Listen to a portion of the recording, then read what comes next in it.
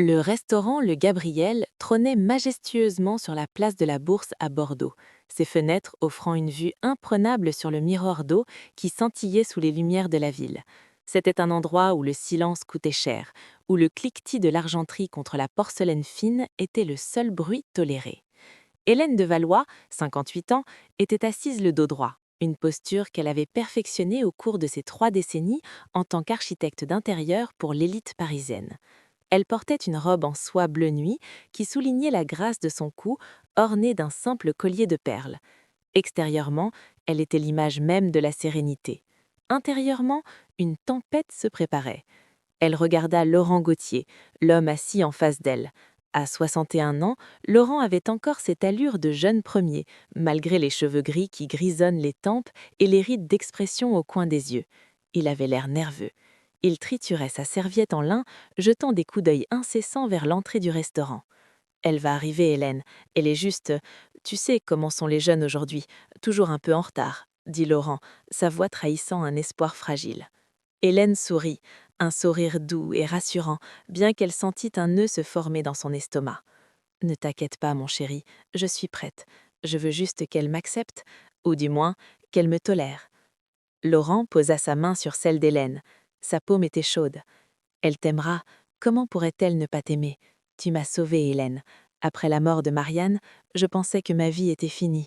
Tu as ramené la lumière. Inès finira par voir ça. C'est une artiste. Elle est sensible, mais elle a un bon fond. Un bon fond. Hélène voulait le croire, mais les rapports qu'elle avait eus sur Inès Gauthier décrivaient une toute autre réalité. Une enfant gâtée de 26 ans, instable, qui avait échoué dans 3 écoles d'art différentes et qui vivait encore au crochet de son père. 20 minutes passèrent, puis 30. Le serveur, un jeune homme impeccable, vint leur proposer de commander du vin pour patienter. Laurent commanda un Château Margaux 2015, essayant de masquer son embarras par l'opulence. Soudain, l'air sembla changer dans la salle. Une lourdeur froide s'installa. La voilà, murmura Laurent, se levant précipitamment, un sourire trop large plaqué sur son visage. Hélène se tourna. Inès Gauthier s'avançait entre les tables. Elle était d'une beauté frappante, mais c'était une beauté tranchante, comme du verre brisé. Elle avait les cheveux noirs de jais de sa mère défunte tombant en cascade désordonnée sur ses épaules. Contrairement à l'élégance requise par le lieu, elle portait un jean de créateur déchiré aux genoux, des bottes de motard en cuir usé et une veste noire trop grande pour elle. C'était un affront calculé, une déclaration de guerre vestimentaire. Tous les regards se tournaient vers elle, non pas par admiration, mais par curiosité scandalisée. Inès s'en moquait. Elle marchait avec une arrogance prédatrice. « Ma chérie, tu es là ?» s'exclama Laurent en ouvrant les bras. Inès se laissa embrasser par son père sans rendre l'étreinte, ses bras ballants le long de son corps, ses yeux verts fixés droit sur Hélène. Des yeux vides de chaleur, des yeux de loup. « Bonsoir, papa. Désolée, le trafic était un enfer, » dit-elle d'une voix traînante et rauque. Elle sentait la cigarette froide. Laurent se tourna vers Hélène, gestuelle théâtrale. « Inès, je te présente enfin Hélène, Hélène de Valois. » Hélène se leva avec grâce. Elle tendit sa main, parfaitement manicurée, vers la jeune femme. « Bonsoir, Inès. Ton père me parle de toi tous les jours. C'est un privilège de te rencontrer enfin. » Le temps sembla se suspendre. La main d'Hélène resta en l'air, suspendue dans le vide. Inès regarda la main tendue comme s'il s'agissait d'un poisson mort. Elle ne bougea pas, elle ne sourit pas, elle se contenta de tirer sa chaise bruyamment, brisant le calme feutré du restaurant, et s'assit, ignorant totalement le geste d'Hélène. « J'ai faim, on commande ?» lança Inès en ouvrant le menu, sans un regard pour la femme que son père allait épouser. Hélène retira lentement sa main. Elle ne montra pas de vexation. Elle lissa sa jupe et se rassit. Laurent, mal à l'aise, rit nerveusement. Ah, Inès a toujours été directe. Elle tient ça de... Enfin, elle a du caractère. Le dîner fut une torture psychologique lente et méticuleuse. Tandis que Laurent essayait désespérément de combler les silences avec des anecdotes sur le vignoble et les exportations vers la Chine, Inès mangeait avec une lenteur provocante. Elle ne s'adressait qu'à son père. « Et comment va la tombe de maman ?» demanda Inès soudain, coupant Laurent au milieu d'une phrase sur le millésime de l'année. Le silence tomba comme un couperet. Hélène posa sa fourchette. Laurent pâlit. « Inès, ce n'est pas le moment. » « Pourquoi ?» Inès tourna la tête vers Hélène. Pour la première fois de la soirée, elle la regarda directement. Madame de Valois n'aime pas parler des morts. C'est vrai que les morts sont encombrants quand on essaye de prendre leur place. Hélène soutint le regard. Elle avait géré des clients milliardaires capricieux, des entrepreneurs malhonnêtes et des crises financières. Elle n'allait pas se laisser intimider par une enfant de 26 ans. « Je ne cherche pas à prendre la place de ta mère, Inès », répondit Hélène d'une voix calme, veloutée mais ferme. « Marianne aura toujours sa place. Je suis ici pour construire quelque chose de nouveau avec ton père. Une addition, pas une soustraction. » Inès éclata d'un rire bref, sec, un sens sans joie. « Une addition, quelle jolie formule. Tu as répété ça devant ton miroir combien de fois ?»« Inès, ça suffit. » Laurent frappa doucement la table, mais son autorité n'était pas inexistante. Hélène est une femme exceptionnelle. Elle a fait des efforts incroyables pour ce soir. Inès haussa les épaules et prit une gorgée de vin, laissant une trace de rouge à lèvres bordeaux sur le cristal. « Je vais aux toilettes, » dit Laurent soudainement, incapable de supporter la tension. « Je reviens tout de suite. S'il vous plaît, essayez de parler. Juste un peu, pour moi. » Il se leva et s'éloigna, laissant les deux femmes seules dans l'arène. Dès que la silhouette de Laurent disparut au coin du couloir, l'atmosphère changea radicalement. L'air devint glacial.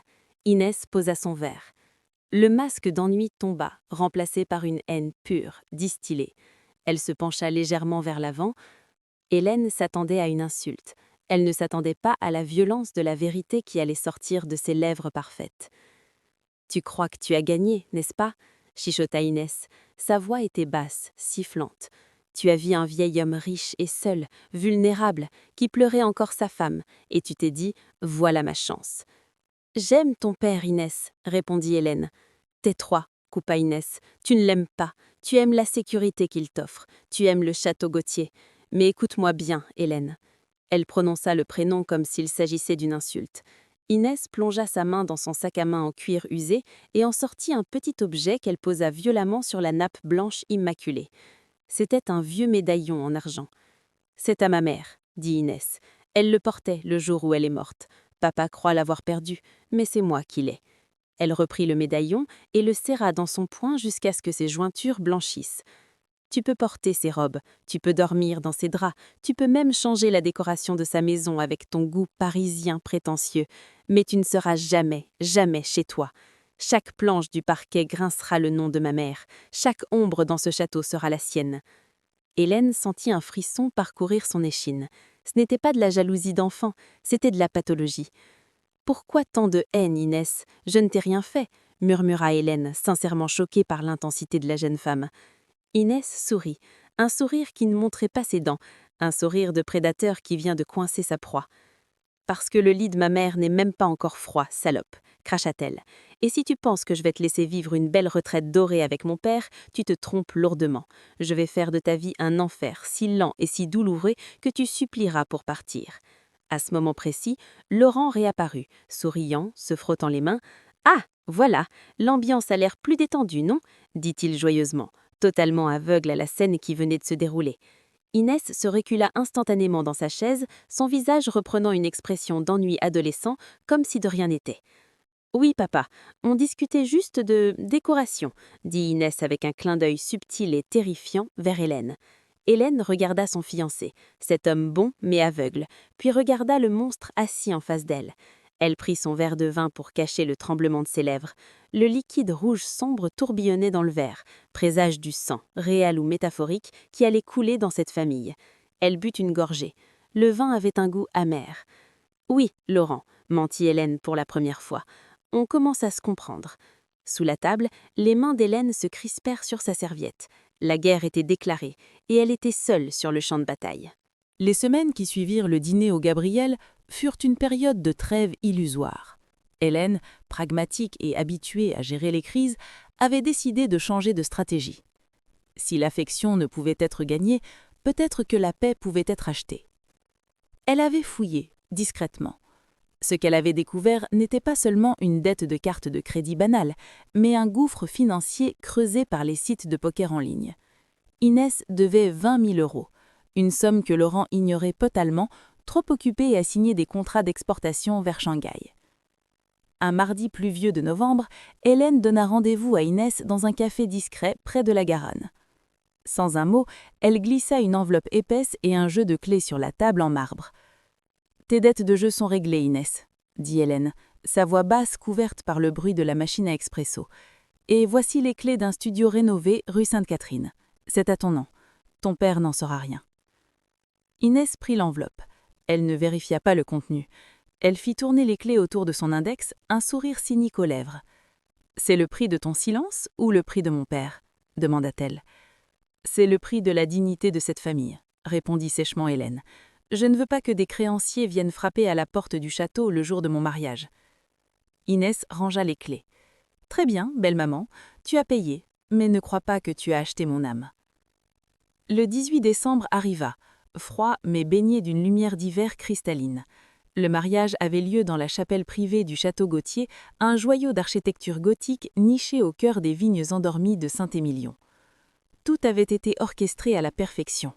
Les invités, la crème de la société bordelaise, portaient des tenues au ton pastel, crème et or, respectant le code vestimentaire strict imposé par les organisateurs. L'air sentait la rose blanche et la cire d'abeille des cierges. Hélène se tenait devant le grand miroir de sa suite. Sa robe était une merveille de simplicité, une soie ivoire fluide, sans fioritures, qui tombait comme de l'eau sur ses hanches. Elle se sentait belle, aimée, et pour un instant en sécurité. La musique de l'orgue commença à résonner. Laurent l'attendait à l'hôtel, les larmes aux yeux, plus beau que jamais dans son smoking. Hélène avança dans l'allée, souriant aux visages amis. Mais alors qu'elle approchait du premier rang, un murmure parcourut l'assemblée. Un frisson collectif, comme si une porte s'était ouverte sur un vent glacial. Le sourire d'Hélène se figea. Au premier rang, juste à la place réservée à la famille proche, se tenait Inès. Elle ne portait pas la robe rose pâle qu'Hélène lui avait fait livrer. Elle portait une robe de bal en taffetas noir, immense, sombre comme une nuit sans lune. Sur sa tête, un chapeau à voilette noire, le genre que l'on porte pour enterrer un mari ou un père. Elle ressemblait à un corbeau majestueux et terrifiant posé au milieu d'un nid de colombes. C'était un affront visuel violent. Dans cette mer de blanc et d'or, Inès était une tache d'encre indélébile. Elle disait au monde entier sans prononcer un mot « Ceci n'est pas un mariage, c'est un enterrement ». Leur homme à l'hôtel semblait désemparé. Il regardait sa fille, puis Hélène, ne sachant comment réagir.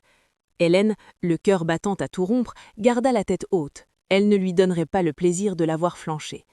Elle rejoignit le rang, prit sa main tremblante et la cérémonie continua, sous l'ombre portée de la silhouette noire au premier rang. La réception se tint dans la grande salle de bal du château. Le champagne coulait à flots, les rires fusaient, mais tout le monde jetait des regards en coin vers la « veuve noire », comme certains commençaient déjà à l'appeler à voix basse. Hélène naviguait entre les invités, acceptant les félicitations avec grâce, tentant d'ignorer la boule dans le gorge. « Tu es rayonnante, Hélène », lui dit le maire de Bordeaux en levant sa coupe. « Merci, monsieur le maire, c'est un jour mémorable », répondit-elle. Soudain, Inès surgit de la foule. Elle tenait un immense verre à ballon rempli d'un grand cru rouge sombre, presque noir. Elle s'approcha d'Hélène avec un sourire qui n'augurait rien de bon. « Hélène !» cria-t-elle assez fort pour attirer l'attention des cercles voisins. « Je ne t'ai pas encore félicitée. » Hélène se raidit. « Inès, s'il te plaît. » Inès s'avança, feignant l'enthousiasme, ouvrant les bras pour une accolade. « Bienvenue dans la famille ! Oh !» Le mouvement fit trop rapide pour être arrêté, mais assez lent pour être vu. Inès trébucha, un faux pas théâtral parfaitement calculé. Le verre de vin rouge vola de sa main. Le liquide pourpre percuta la robe ivoire d'Hélène au niveau de la poitrine et éclaboussa jusqu'aux genoux. Le temps s'arrêta. Un silence de mort tomba sur la salle de bal. Sur la soie immaculée, la tache rouge s'étendait comme une blessure par balle, grotesque et violente. Hélène regarda sa robe, horrifiée. Elle avait l'air d'avoir été poignardée au cœur. « Oh mon Dieu !» s'écria Inès en portant ses mains à sa bouche, ses yeux écarquillés dans une imitation parfaite de la surprise. « Je suis tellement maladroite. Hélène, je suis désolée. Quelle horreur !» Laurent accourut, paniqué. « Hélène, ça va ? Vite, de l'eau gazeuse, du sel !»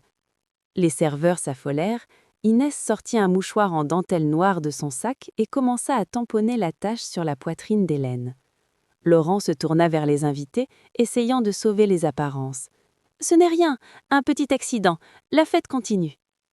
Tandis que Laurent avait le dos tourné, Inès se pencha vers l'oreille d'Hélène tout en continuant de frotter agressivement la tache, enfonçant le vin plus profondément dans le tissu.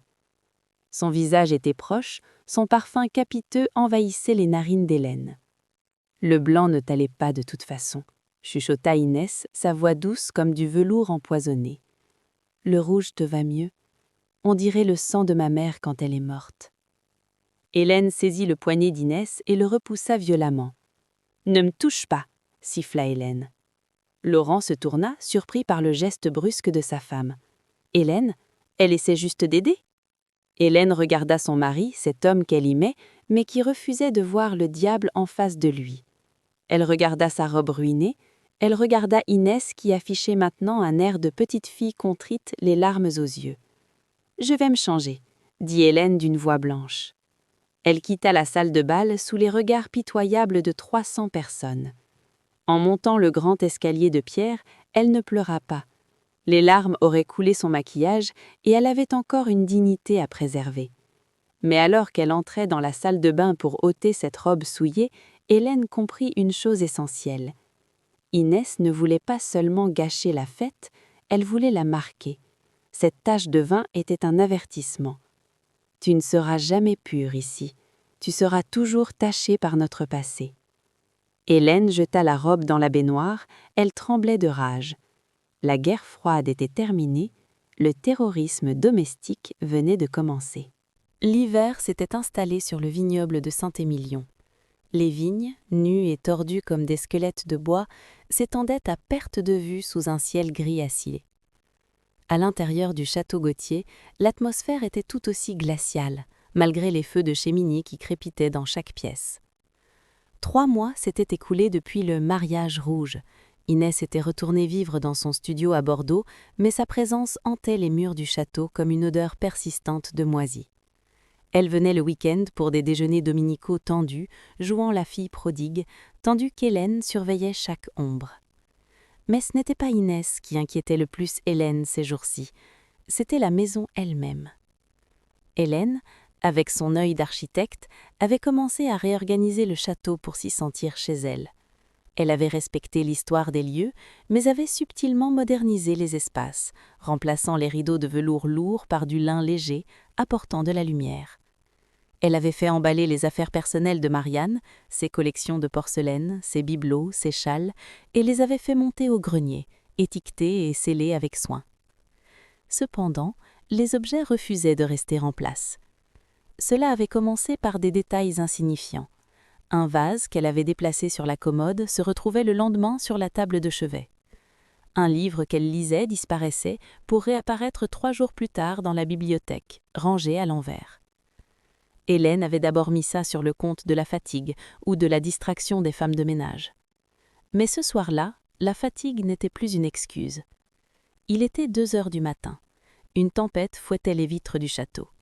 Hélène dormait aux côtés de Laurent qui ronflait doucement, apaisé par le vin. Soudain, un son la tira de son sommeil. Ting, ting, ting. Une mélodie cristalline, lente et mécanique. La lettre à Élise.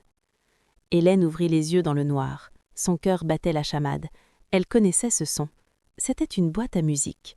Une antiquité en bois de rose que Laurent lui avait montrée une fois en disant « C'était la préférée de Marianne, elle l'écoutait quand elle était triste ». Hélène l'avait rangée elle-même dans un carton marqué « Grenier, fragile, il y a 2 mois ». La musique venait du rez-de-chaussée. Hélène se leva sans réveiller Laurent. Elle enfila son peignoir de soie et sortit dans le couloir glacial. Le château était plongé dans l'obscurité, les éclairs projetant des ombres mouvantes sur les tapisseries anciennes. Elle descendit le grand escalier de marbre, guidée par la mélodie lancinante. Ting, ting, ting. Le son venait du grand salon. La porte était entr'ouverte. Hélène poussa le battant de chêne, la pièce était vide, seulement éclairée par la lueur des braises mourantes dans la cheminée. Mais là, posée au centre de la table basse en verre qu'Hélène avait achetée à Milan, trônait la boîte à musique. Elle était ouverte. La petite ballerine en porcelaine tournait, tournait, tournait. Hélène s'approcha, le souffle court. Elle n'avait pas touché à cet objet depuis des semaines. Comment était-il arrivé là? Elle tendit la main pour refermer le couvercle et faire taire cette musique obsédante, mais ses doigts se figèrent. À l'intérieur du couvercle, là où il y avait normalement un petit miroir ovale, une photo était scotchée grossièrement. C'était une photo de Marianne. Elle était jeune, rayonnante, tenant Inès bébé dans ses bras. Mais quelque chose clochait. Les yeux de Marianne avaient été barrés violemment au feutre rouge, une croix sur chaque œil, et sur le front, un mot écrit en lettres capitales tremblantes, « voleuse ». Hélène recula, portant la main à sa bouche pour étouffer un cri. « Qu'est-ce que tu fais là ?» La voix de Laurent la fit sursauter violemment. Il se tenait dans l'embrasure de la porte, les yeux ensommeillés, ses cheveux en désordre. « Laurent !» Hélène se précipita vers lui, tremblante. « Regarde, la boîte à musique. Elle jouait toute seule. Et regarde la photo !» Laurent s'approcha, fronçant les sourcils. Il regarda la boîte à musique, la mélodie s'arrêta, le mécanisme tant arrivé à bout de course. Il regarda la photo gribouillée. Son visage changea. La confusion fit place à une colère froide que Hélène ne connaissait pas lui. « C'est toi qui as fait ça ?» demanda-t-il doucement. « Quoi ? Non, Laurent, tu es fou. Je suis descendu parce que j'ai entendu la musique. » Il prit la boîte avec des mains protectrices, comme s'il sauvait un oiseau blessé. « Cette boîte était au grenier, Hélène. Tu es la seule à avoir les clés du grenier depuis que tu as décidé de tout nettoyer. »« Je n'ai pas... » « Laurent, regarde ce qui est écrit. Voleuse. Quelqu'un essaie de me faire peur. » Laurent la regarda avec une lueur d'inquiétude, mais pas celle qu'elle espérait. Il ne s'inquiétait pas pour elle, mais à cause d'elle. « Hélène, je sais que c'est difficile pour toi. Je sais que tu te sens parfois en compétition avec le souvenir de Marianne, mais profaner ces photos, c'est morbide. Tu ne me crois pas ?» Hélène sentit les larmes monter, des larmes de frustration pure. « Tu penses que je me suis levée en pleine nuit, que je suis allée chercher cette boîte, que j'ai gribouillé dessus pour ensuite me faire peur à moi-même ?»« Je ne sais pas quoi penser, » soupira Laurent, l'air épuisé. « Tu es stressée en ce moment. Tu parles souvent toute seule. L'autre jour, tu as oublié où tu avais garé ta voiture. Peut-être que tu as besoin de repos. » Il se tourna et sortit de la pièce, emportant la boîte à musique contre sa poitrine. « Je vais dormir dans la chambre d'amis ce soir. J'ai besoin de réfléchir. » Hélène resta seule dans le grand salon sombre. Le silence était revenu, mais j'étais plus lourd qu'avant. Elle regarda ses propres mains. Elle tremblait. « Tu parles souvent toute seule. Tu as oublié ta voiture. » Était-ce vrai ? Avait-elle oublié ? Non, elle se souvenait très bien avoir garé la voiture devant le garage, mais l'avoir retrouvée derrière la maison. Elle avait cru à une erreur de sa part. Un doute insidieux, froid et gluant comme un reptile, commença à s'infiltrer dans son esprit. Et si Laurent avait raison ? Et si le stress la rendait folle ? Non. Hélène releva la tête. Son regard tomba sur le reflet de la fenêtre. Dehors, dans le jardin battu par la pluie, une ombre sembla bouger près des rosiers, une silhouette encapuchonnée. Hélène courut à la fenêtre. Il n'y avait rien. Juste le vent et la nuit. Mais elle savait. Elle n'était pas folle, elle était chassée, et le chasseur avait les clés de la maison. Le poison ne tue pas toujours instantanément. Parfois, il est administré goutte à goutte, invisible, inodore, jusqu'à ce que la victime ne sache plus distinguer la réalité du délire. Pour Hélène, le poison avait l'odeur du chalimard. C'était le parfum de Marianne, un classique de Guerlain, lourd, vanillé et poudré. Hélène le détestait. Depuis 2 semaines, cette odeur l'envahissait. Elle se réveillait au milieu de la nuit, suffocant, persuadée que quelqu'un s'était penché au-dessus d'elle avec ce parfum. Mais quand elle allumait la lumière, la chambre était vide. Seule l'odeur persistait sur sa tête d'oreiller. Laurent, lui, ne sentait rien.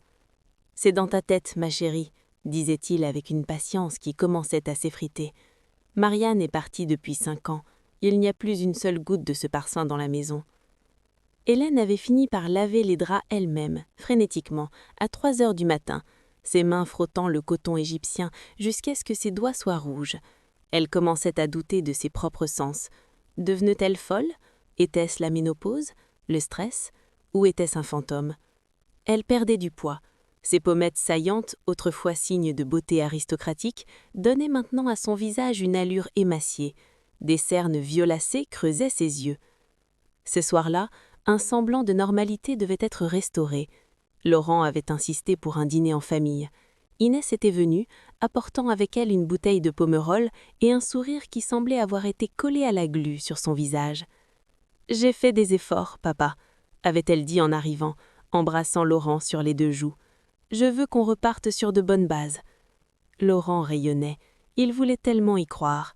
Il était un homme d'affaires brillant, capable de négocier avec des requins de la finance, mais face à sa fille, il devenait un enfant naïf. Le dîner se déroula dans la salle d'à manger formelle, sous la lumière tamisée du lustre en cristal. Hélène avait préparé un carré d'agneau en croûte d'herbe, une recette complexe qu'elle maîtrisait à la perfection. « C'est délicieux, Hélène », dit Laurent, coupant sa viande avec appétit. « Vraiment, tu t'es surpassée. » Inès mastiquait lentement, ses yeux verts fixés sur son assiette. Elle leva son verre de vin, fit tourner le liquide rouge, puis regarda Hélène.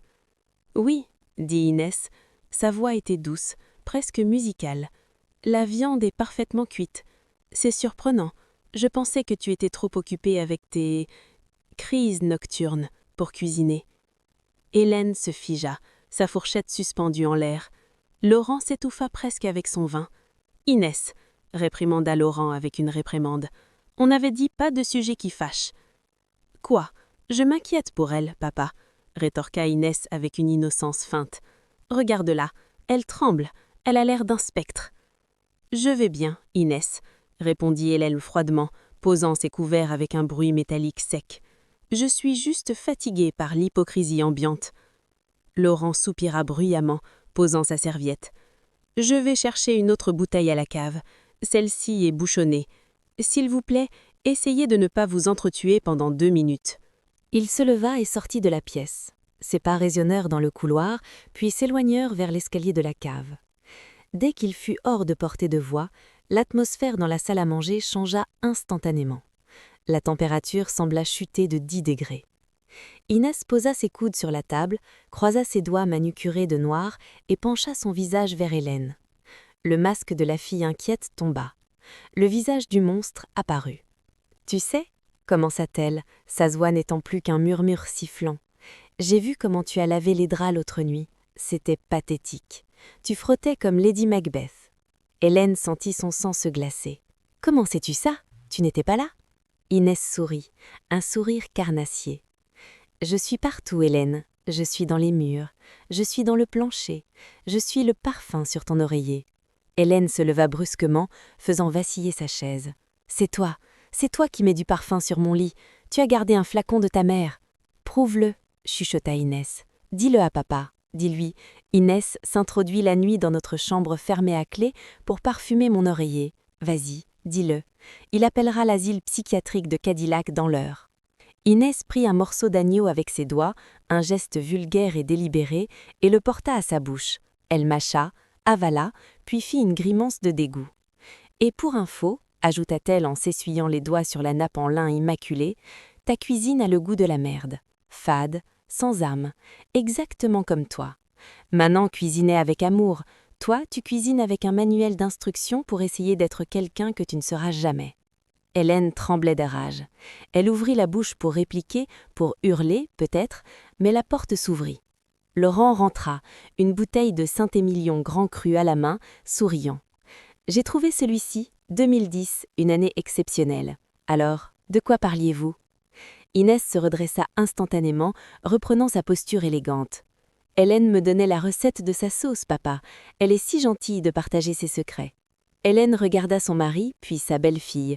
Elle se sentit piégée dans une pièce de théâtre absurde où elle était la seule à ne pas connaître le script. Elle se rassit lentement, sans un mot. Elle ne pouvait rien dire. Inès avait raison. La vérité sonnait comme de la folie. Le coup de grâce arriva après le dessert. Laurent cherchait un dossier important, l'acte de vente d'une parcelle de vigne. « Je l'ai posé sur ton bureau, Hélène, dans l'atelier » cria-t-il depuis le couloir. « Je n'ai rien touché, Laurent » répondit-elle, lassée. Quelques secondes plus tard, Laurent revint dans le salon. Il ne tenait pas le dossier, il tenait quelque chose de froissé dans sa main. Son visage était gris, ses lèvres pincées. Il ne regardait pas Inès, il regardait Hélène avec une expression qu'elle n'avait jamais vue, de la peur et de la pitié. « Hélène, commença-t-il, la voix brisée. « Quoi ? qu'est-ce qu'il y a ?» Il tendit la main. C'était une vieille photo Polaroid de Marianne, riant aux éclats dans les vignes, un panier de raisins à la main. La photo avait été déchirée en 4 morceaux, puis jetée. « J'ai trouvé ça dans ta poubelle de bureau, Hélène, au-dessus de tes croquis. » Hélène écarquilla les yeux. « Non, ce n'est pas possible. Je n'ai jamais vu cette photo. Je ne l'ai pas touchée. »« Elle était dans ta poubelle, Hélène. » La voix de Laurent monta d'un cran, perdant son calme habituel. « Dans ta poubelle privée.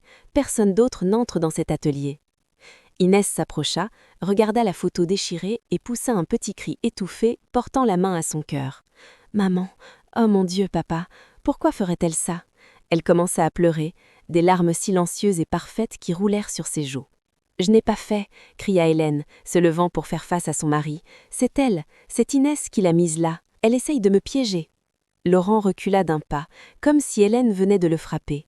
Il regarda sa femme, les yeux exorbités, la veine de son front palpitant, hurlant contre sa fille qui pleurait doucement. « Arrête, Hélène, » dit Laurent d'une voix froide et distante. « Arrête de blâmer Inès pour tout.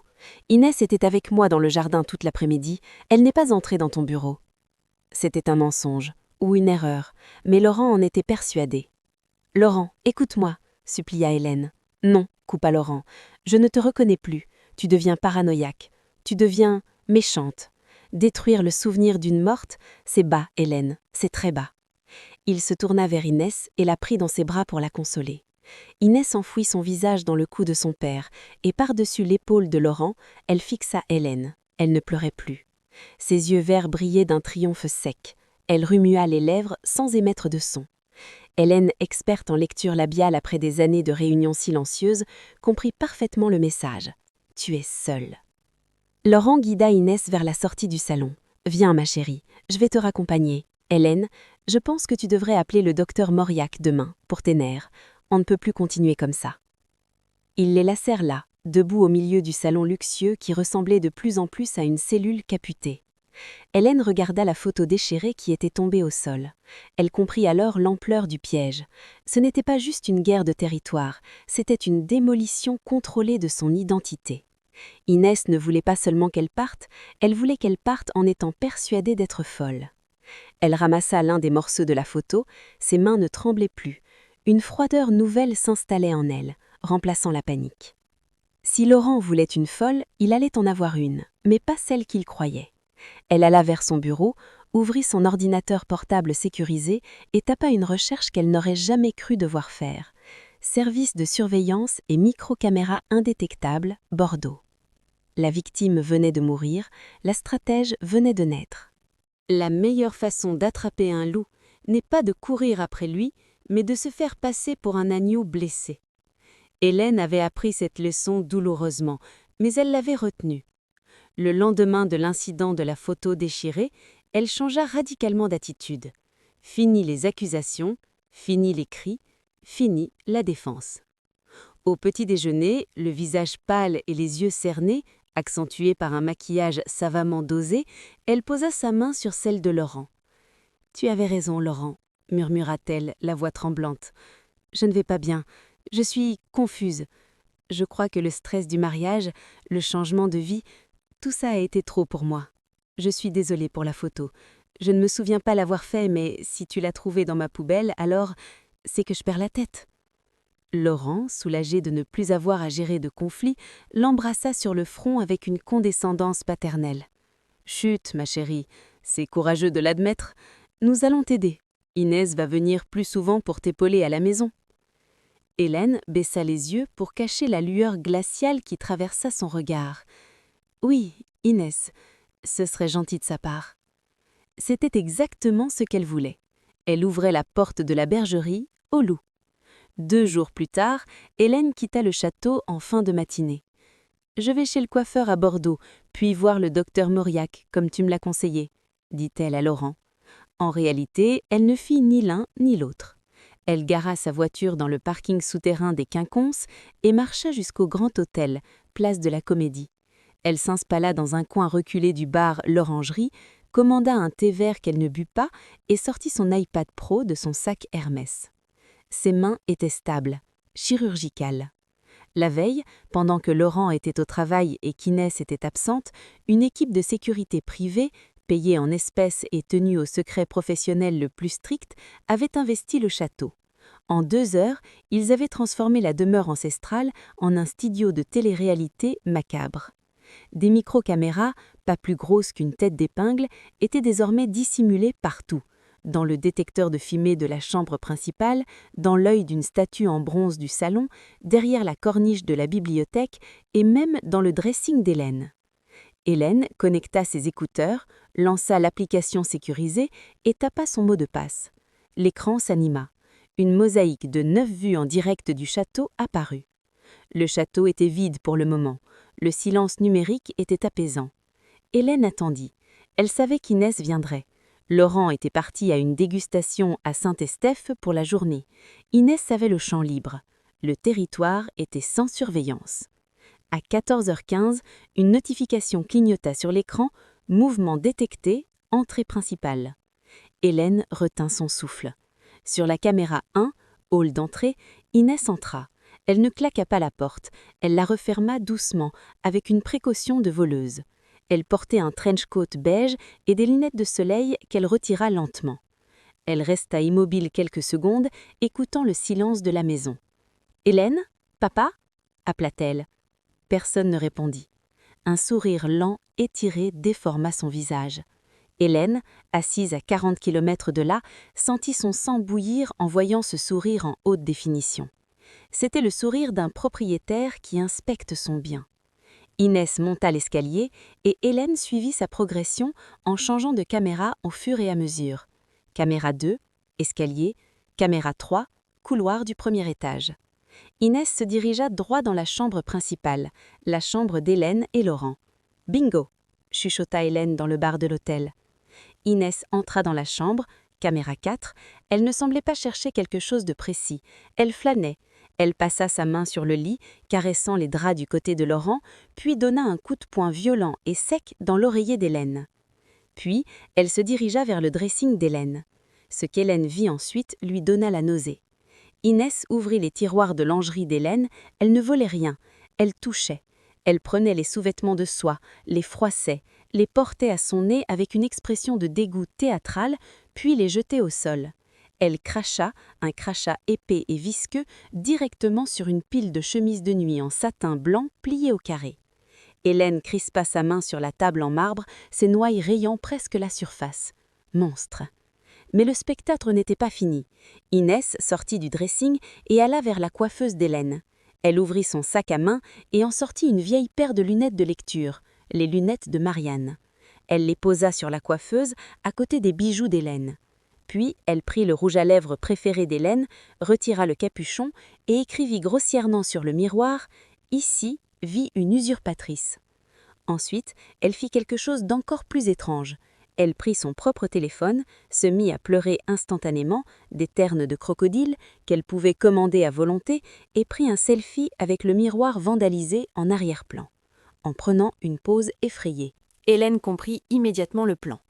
Inès allait envoyer cette photo à Laurent en disant « Papa, regarde ce que j'ai trouvé en arrivant. Hélène a encore eu une crise, elle a écrit des horreurs sur le miroir. » Hélène appuya sur le bouton « Enregistrer ». La barre rouge clignota. C'est dans la boîte. Elle avait la preuve, elle avait l'arme du crime. Elle pouvait appeler Laurent maintenant, lui envoyer la vidéo, le faire revenir d'urgence. Inès serait expulsée ce soir même. Le doigt d'Hélène plana au-dessus du bouton « Envoyer ». Puis, elle s'arrêta. Elle regarda Inès à l'écran, qui riait maintenant silencieusement, admirant son œuvre de destruction. Si elle montrait ça à Laurent maintenant, dans l'intimité, que se passerait-il ? Laurent serait choqué, il chasserait Inès. Mais Inès pleurerait, elle dirait qu'elle est malade, qu'elle a besoin d'aide. Laurent, faible comme il est, lui paierait une thérapie de luxe. Dans 2 ans, elle reviendrait. Ce n'était pas suffisant. Pour un cancer comme Inès, il ne fallait pas une opération discrète. Il fallait une amputation publique. Il fallait que tout le monde voie le monstre. Il fallait que Laurent soit tellement humilié, tellement horrifié devant témoins, qu'il ne puisse plus jamais lui trouver d'excuses. Hélène ferma son iPad. Elle n'en verrait rien aujourd'hui. Elle allait laisser Inès gagner cette bataille. Elle allait rentrer, voir le miroir, et jouer la comédie de la femme confuse qui ne se souvient pas avoir écrit ça. Elle allait laisser Inès se sentir toute puissante. Dans 3 semaines, c'était le grand gala des vignobles Gautier. Tout le Bordeaux mondain serait là. La presse serait là. C'était là qu'elle la tuerait, socialement, définitivement. Hélène but enfin une gorgée de son thé froid. Il était amer, mais elle le trouva délicieux. C'était le goût de la vengeance. Elle se leva, ajusta son manteau et sortit de l'hôtel. Le vent avait tourné. La proie était devenue le chasseur, et le loup ne se doutait de rien. La soumission est un art. Pour qu'elle soit crédible, elle doit être totale.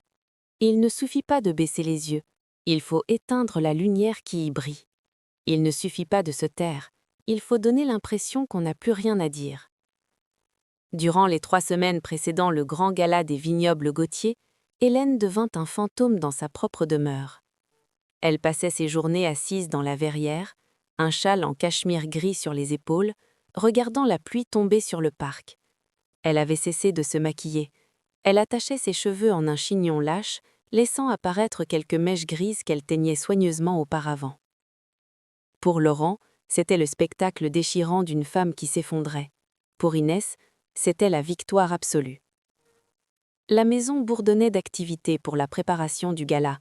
C'était l'événement de l'année, où l'élite du vin, de la politique et de la presse se pressait pour déguster le nouveau millésime. Normalement, c'était le rôle de la maîtresse de maison de tout orchestrer. Mais cette année, la maîtresse de maison était indisposée. « Ne t'inquiète pas pour les fleurs, Hélène, » dit Inès en matin, en entrant dans la verrière sans frapper. Elle tenait un grand carnet de notes en cuir, l'air affairé et importante.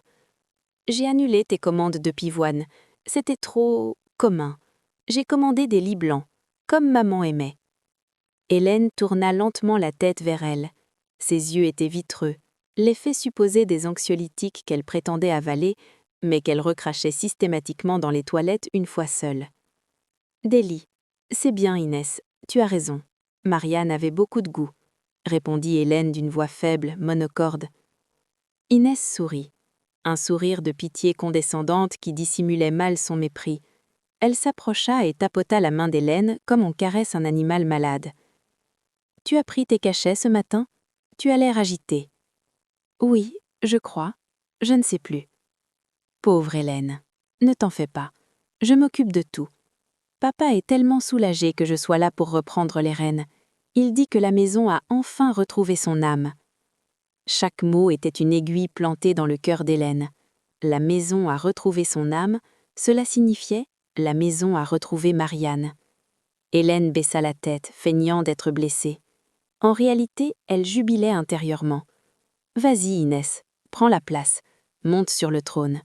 Plus tu seras haut, plus la chute sera mortelle. » L'humiliation atteignit son paroxysme 2 jours avant le gala. Laurent et Inès rentraient d'une virée shopping à Bordeaux. Ils riaient en entrant dans le hall, les bras chargés de paquets. Hélène descendit l'escalier lentement, s'appuyant sur la rampe. « Regarde, Hélène !» s'exclama Laurent, les yeux brillants. « Inès t'a choisi une tenue pour le gala, puisque tu n'avais pas la force d'y aller. » Inès sortit une housse de vêtements et en dévoila le contenu. C'était une robe de marque certes très chère, mais d'une couleur indéfinissable, entre le taupe et le gris souris. La coupe était austère, informe, vieillotte.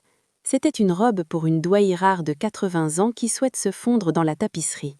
« C'est du lième brut, » expliqua Inès avec enthousiasme. « C'est très confortable, et la couleur est apaisante. Avec ton teint actuel, le rouge ou le bleu serait trop agressif. Tu seras très digne là-dedans. » Hélène toucha le tissu rêche. C'était un sac à patates de luxe. Puis elle regarda l'autre housse qu'Inès tenait pour elle-même. Inès ne la montra pas, mais elle avait vu l'étiquette. Dior. Une robe rouge sang, donc. Spectaculaire. Le contraste serait saisissant. La jeune reine flamboyante à côté de la vieille belle-mère grise et éteinte. Hélène baissa la tête, feignant d'être blessée. En réalité, elle jubilait intérieurement. « Vas-y, Inès, prends la place, monte sur le trône. Plus tu seras haut, plus la chute sera mortelle. » Laurent soupira de soulagement et vint embrasser Hélène. « Tu vois, nous formons une équipe, tout va bien se passer. » La veille du gala, le château était calme. Les traiteurs avaient fini d'installer les tentes dans le jardin. La scène était prête. Hélène attendit que la maison s'endorme. Vers 1 heure du matin, elle se glissa hors de son lit. Elle ne tremblait pas. Elle n'avait jamais été aussi lucide. Elle descendit dans son bureau, ferma la porte à clé et alluma son ordinateur. Elle ouvrit le dossier caché nommé « Projet Jugement ». À l'intérieur, il y avait le montage vidéo final. Hélène avait passé ses nuits à l'éditer. Ce n'était pas juste une suite d'images brutes, c'était une narration cinématographique de la folie d'Inès. Elle cliqua sur « Lecture » pour une dernière vérification. Plan 1. Inès crachant sur les vêtements. Date 14-01. Plan 2. Inès écrivant sur le miroir puis prenant un selfie en pleurant. Date 15-01. Plan 3. Inès, seule dans le salon, parlant à une photo de sa mère. « Je vais la tuer, maman. Pas avec un couteau, mais avec des mots. Elle partira d'ici dans une camisole. » Plan 4. Inès versant un liquide laxatif dans la tisane Hélène. Date 22-01. Hélène regardait les images défiler, le visage illuminé par la lueur bleue de l'écran. C'était terrifiant, c'était irréfutable. Elle connecta une petite clé USB dorée à l'ordinateur et y copia le fichier. Cette clé USB ne quitterait pas sa poche de main. Elle éteignit l'ordinateur. Avant de remonter se coucher, elle passa devant le grand miroir du couloir. Elle regarda son reflet.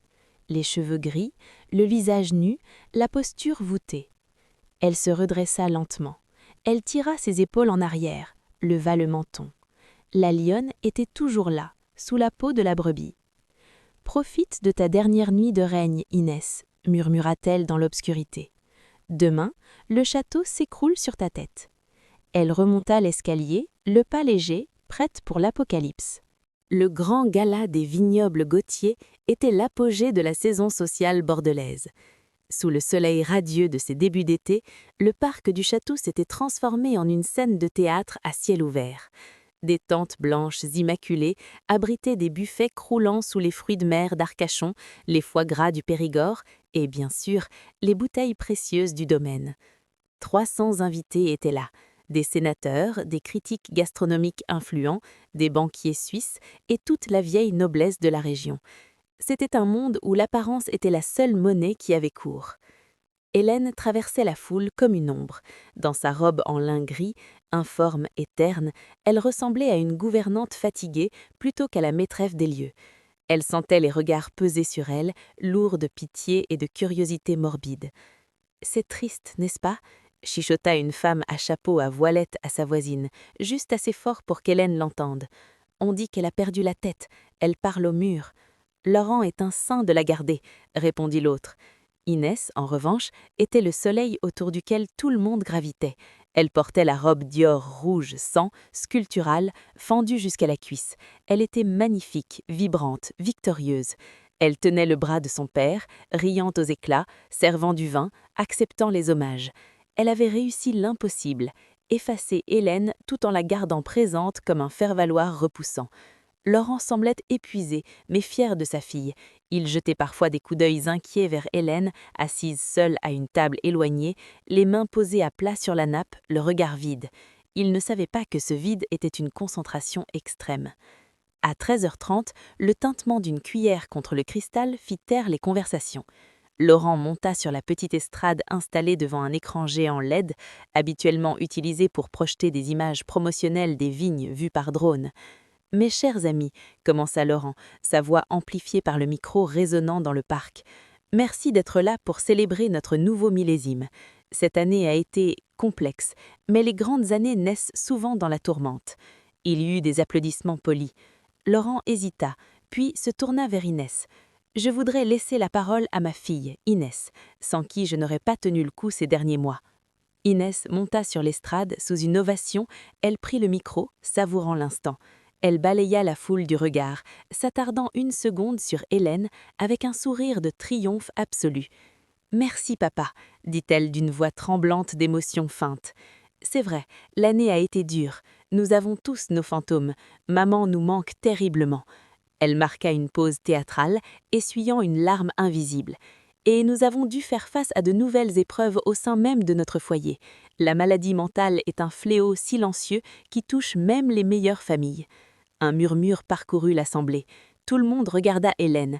L'humiliation était publique. Inès venait officiellement de la déclarer folle devant tout Bordeaux. « Mais nous restons unis », dit Inès, la voix vibrant de courage. « Je resterai toujours là pour protéger mon père et l'héritage de ma mère contre tout ce qui pourrait les menacer. Je porte ce domaine dans mon sang. »« Bravo !» cria quelqu'un. Les applaudissements reprirent, plus fort. Inès rayonnait. Elle était la martyre, l'héroïne, la fille dévouée. C'était le moment. Hélène se leva. Elle ne se leva pas comme la vieille femme brisée qu'elle jouait depuis un mois. Elle se leva avec une fluidité de prédateur qui sort des hautes herbes. Elle lissa sa robe grise. Elle ne monta pas sur l'estrade. Elle marcha vers la régie technique, située aux côtés. L'ingénieur du son, un jeune homme qu'elle avait grassement payé le matin même, la vit arriver. Il hocha la tête discrètement et s'écarta de la console. Hélène prit le micro de secours posé sur la table de mixage. « Un instant, je vous prie. » Sa voix claire, ferme, autoritaire, coupa net les applaudissements. Le Larsen fit grimacer quelques invités. Inès, sur l'estrade, se figea. Son sourire vacilla. Laurent fronça les sourcils. « Hélène, qu'est-ce que tu fais? Rassieds-toi, s'il te plaît, » dit-il, gêné. Hélène ignora son mari. Elle s'avança au centre de la pelouse, le micro à la main. Elle ne regardait personne d'autre qu'Inès. « Tu as raison, Inès, » dit Hélène. Le silence était total. On aurait pu entendre une mouche voler. La maladie mentale est un fléau. Elle se cache derrière des visages d'anges. Elle porte des robes Dior. Elle sourit en servant du vin empoisonné. « Papa, fais quelque chose, elle délire !» cria Inès, la panique commençant à percer dans sa voix. « Emmenez-la !» 2 agents de sécurité s'avancèrent, mais Hélène leva la main. Un geste impérial qui les stoppa net. « Avant de m'emmener, » dit Hélène, « j'aimerais offrir un cadeau à nos invités. Inès a parlé de l'héritage de sa mère. J'aimerais vous montrer comment elle l'honore quand personne ne regarde. » Hélène se tourna vers l'écran géant LED derrière Inès. « Régie, lancez la vidéo. » L'écran noir s'illumina soudainement. Ce n'étaient pas des images de raisins ou de tonneaux. L'image était granuleuse, en noir et blanc, mais d'une netteté effrayante. La date et l'heure clignotaient en haut à droite. Clic! La foule poussa un cri de surprise. Sur l'écran géant, haut de 4 mètres, on voyait Inès. Elle était dans la chambre d'Hélène. Le silence de la foule devint un silence d'horreur. On voyait Inès cracher, un long jet de salive visqueuse sur les oreillers de son père et de sa belle-mère. Le geste était si vulgaire, si haineux, projeté en taille géante, qu'il provoqua un haut-le-cœur collectif. Laurent, sur l'estrade, se tourna vers l'écran, la bouche ouverte. Cut. Scène suivante. Inès dans la cuisine. Elle tenait un petit flacon. Elle versa le contenu dans la théière en argent d'Hélène. Puis elle regarda la caméra, sans la voir, et murmura, ses lèvres lisibles sur l'écran géant. « Bois ça et crève, vieille chienne !» Un grondement de consternation monta des tables. Les verres furent reposés. « C'est faux, c'est truqué !» hurla Inès en se précipitant vers l'écran, comme pour le cacher avec son corps minuscule face à l'immensité de la projection. « Arrêtez ça, papa, c'est de l'IA, c'est un montage !» Mais la vidéo continuait, impitoyable.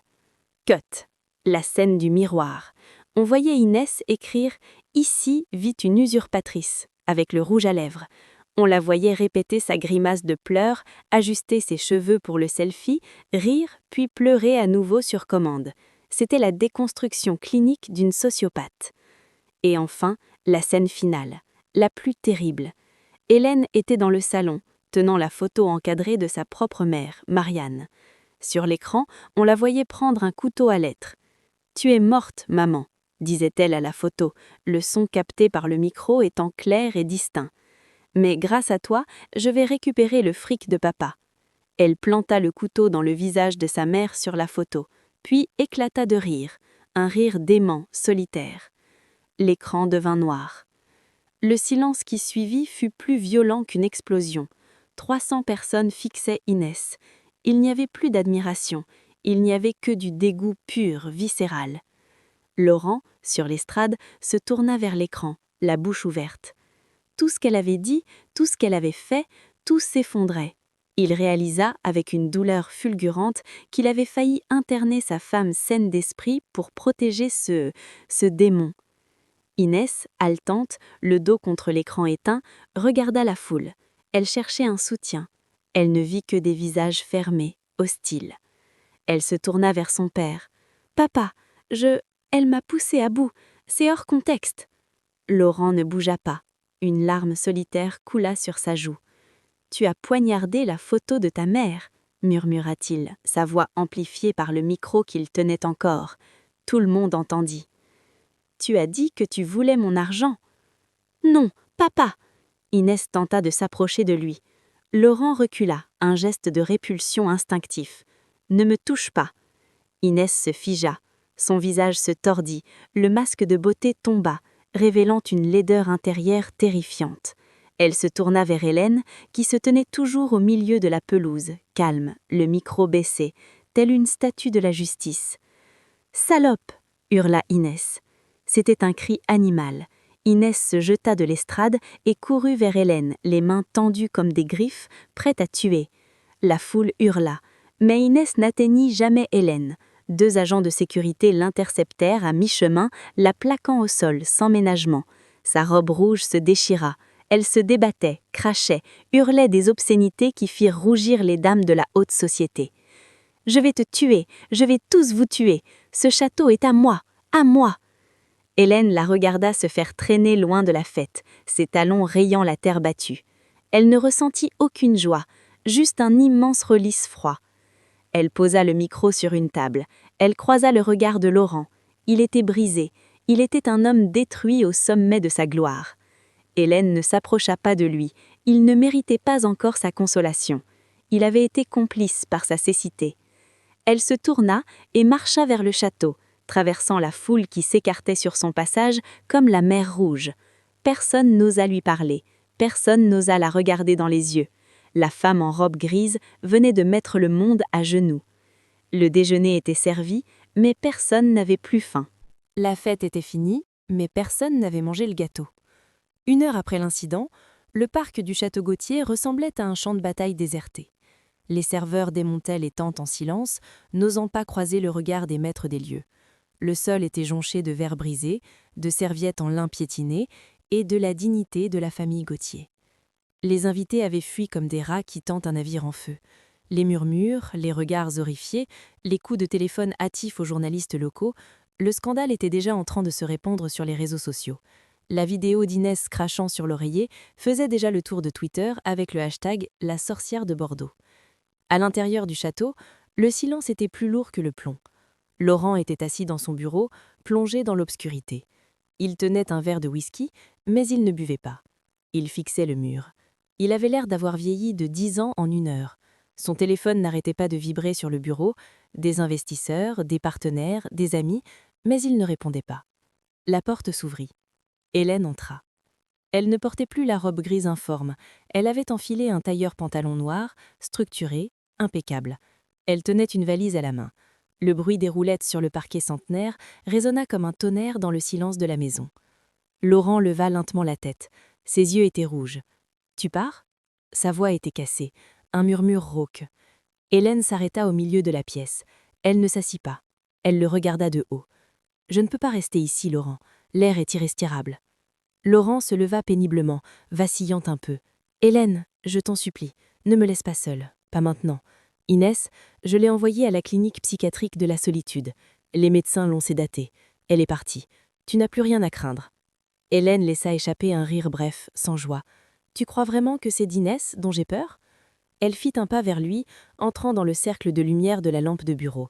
Son visage était dur, sculpté dans le marbre de la déception. « Inès est malade, Laurent. C'est un fait. Elle est toxique, cruelle, brisée. Mais toi, quelle est ton excuse ?» Laurent baissa les yeux, honteux. « Je ne savais pas, je ne voyais pas. » « C'est faux. » La voix d'Hélène claqua comme un fouet. « Tu savais. Tu as choisi de ne pas voir. C'est différent. Quand elle m'insultait à demi-mot, tu riais. Quand je te disais qu'elle me harcelait, tu m'as traité de paranoïaque. Tu as failli m'interner, Laurent. Tu as failli me faire enfermer pour protéger ton petit confort psychologique. » Laurent s'effondra dans son fauteuil, se prenant la tête entre les mains. « Je l'aimais. C'est ma fille, c'est tout ce qu'il me restait de Marianne. Et c'est là ton crime, dit Hélène impitoyablement. Tu as sacrifié la vivante pour le fantôme d'une morte. Tu as laissé ta fille devenir un monstre parce que tu n'avais pas le courage de l'éduquer ou de la soigner. Tu as préféré me sacrifier moi plutôt que d'affronter la réalité. Laurent pleura, des sanglots laids, bruyants, des sanglots d'homme qui réalise qu'il a tout perdu par lâcheté. Pardonne-moi, Hélène, je t'en prie, je ferai tout, je la déshériterai, je te donnerai tout, juste, reste. Hélène regarda cet homme qu'elle avait aimé. Elle ressentait encore de l'amour quelque part, enfoui sous les décombres, mais le respect avait disparu, et l'amour sans respect n'est que de la pitié. Le pardon n'est pas un interrupteur qu'on allume, Laurent, et ce n'est certainement pas quelque chose que l'on achète avec un héritage. Elle reprit la poignée de sa valise. « Je vais à Paris. J'ai besoin de retrouver qui je suis loin de cette maison maudite, loin de tes vignes, et loin de toi. Reviendras-tu » demanda-t-il, désespéré. Hélène marqua un temps sur le seuil de la porte. Elle ne se retourna pas. « Je ne sais pas. Pour l'instant, la seule chose que je sais, c'est que je ne suis plus la victime, et je ne serai plus jamais ton bouclier. » Elle sortit. Quelques minutes plus tard, Laurent entendit le moteur de la voiture d'Hélène démarrer. Il se leva et courut à la fenêtre. Il vit les feux rouges arrière s'éloigner dans l'allée de cyprès, disparaissant dans la nuit noire. Il était seul, vraiment seul cette fois. Il regarda autour de lui. Le bureau luxueux, les livres anciens, les bouteilles de vin inestimables, tout cela semblait soudain vide de sens. C'était un mausolée. Dans un accès de rage soudaine, Laurent prit la bouteille de Pétrus posée sur son bureau, un vin à 5 000 €, et la lança de toutes ses forces contre le mur. La bouteille explosa. Le vin rouge coula sur le papier peint, sombre et épais comme du sang frais. Il glissa le long du mur et s'assit par terre, au milieu des débris de verre et de l'alcool renversé. L'odeur du vin, qu'il avait tant aimé toute sa vie, lui donnait maintenant la nausée. Le château était silencieux. Mais ce n'était pas le silence paisible des vignes, c'était le silence de la mort. Le règne d'Inès était fini. Mais le règne de Laurent s'était effondré avec lui. Hélène avait gagné la guerre, mais elle avait laissé derrière elle un champ de ruines, et au milieu de ces ruines, un roi déchu pleurait sur son trône brisé. 2 ans plus tard, Paris avait revêtu son manteau de luyère. C'était la veille de Noël, et l'avenue Montaigne scintillait de 1000 feux. Les vitrines des grandes maisons de couture rivalisaient d'éclat, mais Hélène ne les regardait pas. Elle avait assez donné aux apparences pour une vie entière. Elle vivait désormais dans un appartement haussmannien au 5e étage, inondé de lumière, décoré avec un minimalisme chaleureux. Pas de velours lourd, pas de portraits d'ancêtres, pas d'ombre, juste du blanc, du bois clair et de l'art contemporain. C'était un espace qui respirait, son espace. Hélène, 60 ans aujourd'hui, était plus belle que jamais. Ses cheveux, qu'elle avait cessé de teindre, formaient une couronne d'argent élégante autour de son visage. Les traits tirés et l'anxiété du château Gautier avaient disparu, remplacés par une sérénité inébranlable. Elle finissait de dresser une petite table pour deux. Pas pour un amant, ni pour Laurent, avec qui le divorce avait été prononcé l'année dernière, à l'amiable mais sans chaleur. Elle attendait une amie curatrice du musée d'Orsay. La sonnette de l'entrée retentit. Hélène sourit, pensant que son amie était en avance. Elle traversa le couloir, son verre de champagne à la main, et ouvrit la porte sans regarder par l'œilleton. « T'as oublié le code ou… » Elle s'arrêta net. Ce n'était pas son amie. Sur le palier, emmitouflée dans un manteau de laine bon marché, se tenait Inès. Elle avait changé, radicalement. La Inès flamboyante en dior rouge n'existait plus. La jeune femme qui se tenait là avait les cheveux coupés courts, à la garçonne, sans maquillage. Son visage était plus rond, peut-être l'effet des médicaments stabilisateurs, mais ses yeux n'avaient plus cet éclat de folie prédatrice. Ils étaient éteints, tristes, humains. « Bonsoir Hélène, » dit Inès. Sa voix était petite, hésitante. Elle serrait son sac à main contre elle, comme un bouclier. Hélène ne l'invita pas à entrer. Elle resta dans l'encadrement de la porte, une main posée sur le battant, barrière physique et symbolique. « Comment as-tu eu mon adresse, Inès ?» demanda Hélène calmement. « Papa me l'a donné. Il m'a dit que je devais le faire, pour clore le chapitre. » Hélène soupira intérieurement. Laurent, toujours à essayer d'arranger les choses, toujours à espérer le happy end familial qui n'arriverait jamais. « Qu'est-ce que tu veux ?» Inès baissa la tête, fixant ses bottes usées. « Je sors de la clinique demain, définitivement. Je vis dans un foyer de réinsertion à Lyon. Je travaille dans une librairie. » Elle marqua une pause, cherchant ses mots. « Le docteur Weiss m'a dit que je devais affronter les gens que j'ai brisés, pour vérifier que je ne suis plus un monstre. » Elle releva les yeux, ils étaient remplis de larmes. Mais cette fois, Hélène le savait, elles étaient réelles. « Hélène, je suis désolée. » Les mots flottaient dans l'air froid du couloir parisien. « Je ne te détestais pas, toi, » continua Inès, la voix brisée par les sanglots. « Je détestais le fait que tu sois vivante alors qu'elle était morte. Je voulais te punir d'être heureuse. J'étais malade, je sais que ce n'est pas une excuse, mais je suis désolée. J'ai tout perdu. L'argent, la maison, l'orgueil. Il ne me reste que ma conscience, et elle est lourde. S'il te plaît, dis-moi juste que tu ne me hais plus. » Hélène regarda cette jeune femme qui avait failli détruire sa vie. Elle revit le vin sur la robe de mariée. Elle revit la photo poignardée. Elle revit la haine pure. Mais elle ne ressentit aucune colère. La colère est en lien, et Hélène avait coupé tous les liens.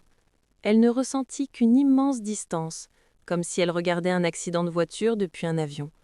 Elle posa son verre de champagne sur la console de l'entrée et s'avança d'un pas.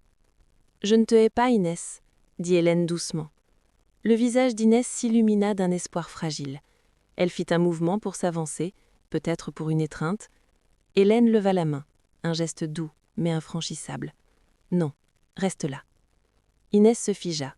« Je te pardonne, » continua Hélène, pesant chaque mot. « Je te pardonne parce que je refuse de porter le poids de ta méchanceté dans mes valises pour le reste de ma vie. Je te pardonne pour que je puisse dormir, pas pour que tu puisses te sentir mieux. »« Alors, on peut recommencer ?»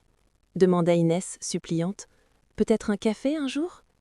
Hélène sourit tristement et secoua la tête. « Non, Inès, le pardon n'est pas l'amnésie. Une cicatrice n'est pas une plaie ouverte, c'est vrai, mais la peau n'est plus jamais la même. » Hélène s'appuya contre le cadre de la porte, majestueuse dans sa simplicité. « Tu as brûlé le pont entre nous. Je ne suis plus en colère contre les flammes, elles sont éteintes. Mais le pont n'existe plus. Tu ne peux pas traverser. » Inès accusa le coup. Elle comprit. Pour la première fois de sa vie, elle faisait face à une limite qu'aucune manipulation ne pouvait franchir. « Je comprends, » murmura Inès. Elle essuya ses joues. « Merci, Hélène, de m'avoir écoutée. Prends soin de toi, Inès. Sois meilleure, pas pour moi, pour toi. » Inès hocha la tête, se tourna et marcha vers l'ascenseur. Ses épaules tremblaient un peu, mais elle marchait droit. Hélène la regarda entrer dans la cabine. Les portes métalliques se refermèrent, effaçant le dernier vestige du passé. Hélène resta un moment seule sur le palier. Le silence était absolu. Elle rentra chez elle et ferma la porte à double tour. Le clic de la serrure résonna comme une note de musique parfaite. Elle retourna dans son salon, reprit sa coupe de champagne et s'approcha de la grande porte-fenêtre qui donnait sur les toits de Paris. Au loin, la tour Eiffel scintillait, indifférente aux drames humains, éternels. Hélène prit une profonde inspiration. L'air sentait le sapin, la cire de bougie, et pour la première fois depuis des années, la liberté totale. « À moi », murmura-t-elle en levant son verre vers les étoiles. « À ma vie sans ombre. » Elle but une gorgée. Le champagne était frais, pétillant, vivant. Elle n'avait jamais rien goûté d'aussi doux.